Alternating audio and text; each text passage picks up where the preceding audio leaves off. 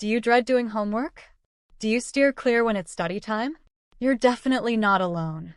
When it's time to sit down to do some work, we tend to arise. We find distractions. And we suddenly become really interested in tidying our rooms. It's a natural reaction. At some point, every one of us who has tried to get some work done will feel like it's the last thing in the world that we want to do. But what if I told you it doesn't have to be like this? What if I told you that there's a better way to do it? That will not only help you study better, but more importantly, study less.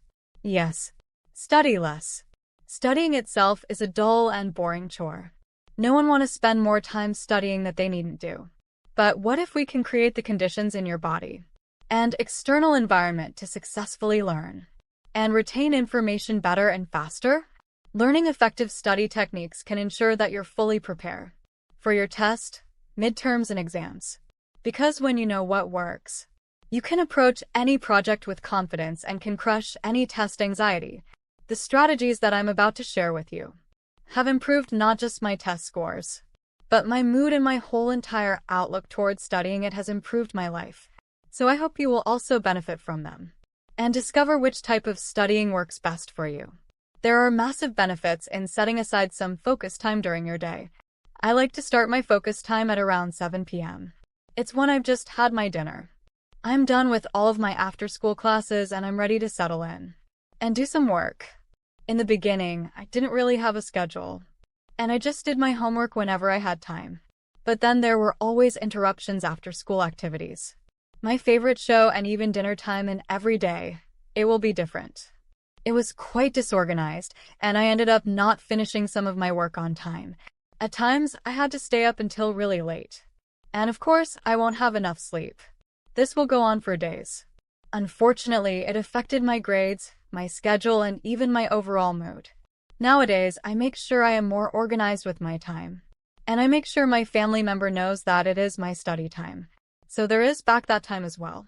The time that you choose as your focus time is up to you, of course. But setting up this appointment with yourself will help you be more committed. Consistency breeds success, so organizer Keldon, well, pencil in your reading time, study time, and yes, even playtime, and stick to it. Where you can study can have a massive impact on how you study. As comfortable as it might be, laying in bed or lounging on your sofa will not help you do better, quicker, and more effective work. Do you need a flat surface with a suitable height and a comfortable and granola mixture? Now let's tidy you up a bit. This means no dirty plates from this afternoon's lunch, no magazines or even books to distract you, and more importantly, no mobile devices to attempt to have exactly what you need to get the work done. Books, stationery, the computer if you're using it. And here's a good suggestion: drinks and snack. I don't know about you, but I can't stay focused when I'm hungry. So having water or juice and some healthy snacks, like nuts or fruits, keeps me satisfied for a longer time. It also keeps me from getting up often and running the risk of being distracted and interrupted. Organizing a workspace by taking an extra 5 minutes at the beginning, but will save you so much time during the process. Remember, clutter competes for attention, so make your space neat and tidy. Very few of us have dedicated spaces in our homes where we can shut out the outside world and focus. Most of us have shared spaces. We have siblings playing in the background. Mom may be in the kitchen cooking, dad may be watching the news on TV. Life goes on and we can't stop that, but we can control all the immediate environment. We can control when we are listening to. Ever since I came across this app that plays ambient sounds, I found I can block out all the distracting noises and really focus on my work. I especially like to listen to the sounds of nature, the fusing drizzle of rain, the crackling sounds of a campfire, and the soft tripping of her birdsong are all excellent ways of shutting off the outside world and focus on the task at hand. There are lots of good options where you can find a huge selection of these kinds of sounds. It's worth experimenting to figure out which ones works for you personally. Some people may find it hard to concentrate during complete silence. Some others may find it challenging to focus while the music is on. It's just a matter of choice. But studies have shown that certain types of music, especially classical music, can engage parts of your brain that help you pay attention and retain information. And, of course, listening to music may improve your mood and change your whole outlook about studying in general. So plug in your headphones. This confirms they're running it and connect your focus on. And there you have it. Set up a routine, organize your workspace, and get a mood with music. 3 small but very effective ways to get you in the habit of being more efficient and studying in less time. After 2 years ago, I used to spend more than 3 hours doing my schoolwork. I worked all hours. I wasn't organized and got easily distracted and often interrupted. But slowly and surely, following these strategies, I find that I don't need more than 1 hour to complete all my assignments.